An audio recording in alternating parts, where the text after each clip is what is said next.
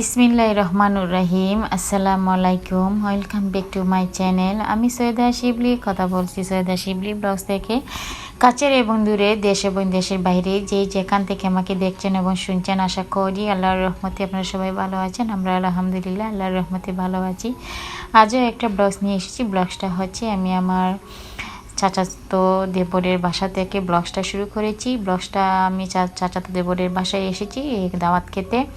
সেখানে যে একটা মানুষ অসুস্থ থাকার পরও কীভাবে ঘর দরজাটা গুছিয়ে গাছিয়ে রাখতে পারে সুন্দরভাবে, যদি মানুষের মন সুন্দর থাকে, আর অসুস্থ থাকার মধ্যে কীভাবে পরিপাটিভাবে মানে রুমগুলা ঘর দরজাগুলা গুছিয়ে গাছিয়ে পরিপাটিভাবে সুন্দরভাবে একদম লিটন ক্লিনভাবে রাখা যায়। আসলে অসুস্থ থাকলে পরে যদি মনটা সুন্দর থাকে আর অসুস্থতাও মানুষ কাটিয়ে সুন্দরভাবে রুম টুম তারপরে নিজের শখটাকে কাটিয়ে তোলা যায়।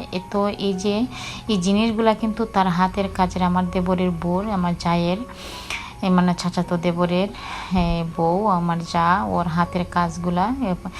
তো এইগুলা হচ্ছে পাটের সুতা যা আছে না, সেগুলা দিয়ে সে নিজের হাতে কাজ করা। তো নিখুঁত কাজ, কি বলবো, অসম্ভব সুন্দর।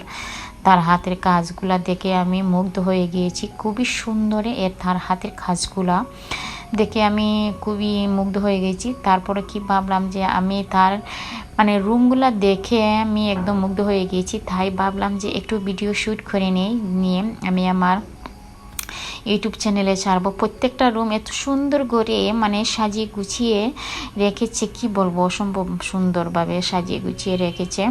আর খুবই শৌখিন বলতে পারেন, খুবই সুন্দর। ও কিন্তু খুবই অসুস্থ। ওর মানে তার মেরুদণ্ড হাড়ের মাঝে খুবই পেন হয়। তার মেরুদণ্ড হাড়ের মাঝে তার প্রবলেম আছে। তা সে ইন্ডিয়াতে গিয়ে তার কি করা হয়েছে, চেক আপ করা হয়েছে, তার চিকিৎসা হয়েছে। এখন মোটামুটি একটু সুস্থ আছে। সে একদম বেডে ছিল, বেডে নড়াচড়া করতে পারতো না, বেডে একদম শোয়া থাকতে হতো। তারপরে ইন্ডিয়াতে চিকিৎসা করার পর আল্লাহর রহমতে এখন ভালো আছে, এখন সুস্থ আছে। সেজন্য ওকে দেখার জন্য এসেছিলাম। এখন সে হাঁটা চলাফেরা করতে পারে। তো আসার পরে সে অনেক নাস্তা দিল। তো প্রথমেই শরবত দিল, তারপরে দেখলাম তার টেবিলে অনেক সুন্দরভাবে রিয়েল প্লান্ট দিয়ে সাজিয়ে গুছিয়ে রেখেছে। তারপরে প্রত্যেকটা জানালায় ইনডোর প্লান্ট দিয়ে সাজিয়েছে। প্রত্যেকটা রুমে খুবই সুন্দর সুন্দর ছোটো ছোটো রিয়েল প্লান্ট দিয়েও সাজিয়েছে, আর্টিফিশিয়াল প্লান্ট দিয়েও সাজিয়েছে। মানে আমার গাছে লেগেছে সে আমার মতোই করে সুন্দরভাবে প্লান্টের পাগল, মানে ফুল গাছের পাগল। আমি ভাবলাম যে সে যখন আমার মতোই, আমিও কী করি, একটু ভিডিও শ্যুট করি। সে কী করলো, একটু এলোমেলো করে ফেলেছে নাস্তা দিতে, ধাপে নাস্তাটা দিয়েছে। এই নাস্তাটাতে দিয়েছে, খুবই মজার একটা নাস্তা দিয়েছিল, চিকেন বল একটা নাস্তা দিয়েছি। এটা খুবই মজার একটা নাস্তা দিয়েছিল, খুবই ভালো লেগেছে। আর এখন যে নাস্তাটা দিচ্ছি এটা হচ্ছে কাস্টার্ড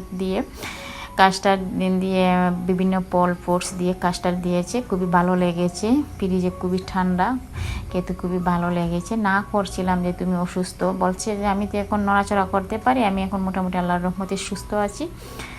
তারপরে আমাদের সবাইকে নাস্তা টাস্তা দিয়ে খাইয়ে তারপর আমরা আসলাম তাকে দেখে। পরের দিন আমরা তারপরে বাসা থেকে, আমার আপন দেবরের বাসা থেকে আমি আমার নিজের বাসায় এসে পড়েছি। সেটাই আপনার সাথে আজকে শেয়ার করা, আজকের ভিডিওটা করা আপনাদের সাথে। আমি এটাই আজকে করেছি, ভিডিওটা মূলত সাজিয়েছি আপনাদের জন্য। তো কাস্টারটা দিয়েছে, আমি শেষ পর্যন্ত শেষ করতে পারি না। আমার মোবাইলের যে চার্জ ছিল, চার্জটা শেষ হয়ে গিয়েছিল।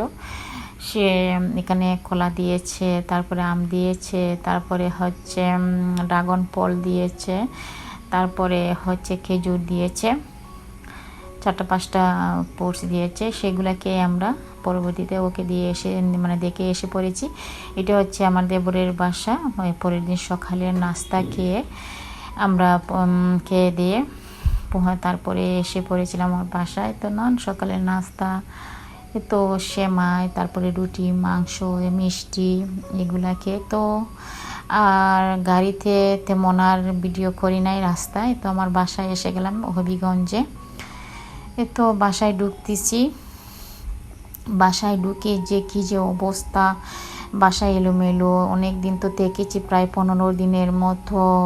এই যে ফার্নিচারে একদম কি যেন শেষেতে ভাব হয়ে গিয়েছে, আমার গাছগুলা একদম যেমন একদম কি হয়ে গিয়েছে।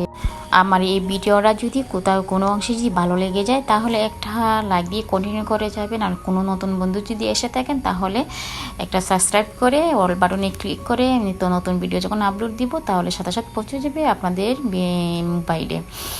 আর এই তো দেখেন বাসায় আসার পর দেখেন আমার এই যে ফার্নিচারে কি যে অবস্থা, শেষেতে ভাব। আর এই তো দেখেন ফার্নিচারে যে কি অবস্থা হয়েছে, শেষেতে ভাব হয়ে গিয়েছে, যে ধুলাবালি পরে যে কি অবস্থা। আজ এই পর্যন্তই। সবাই সুস্থ থাকবেন, ভালো থাকবেন। আল্লাহ হাফেজ, আসসালামু আলাইকুম।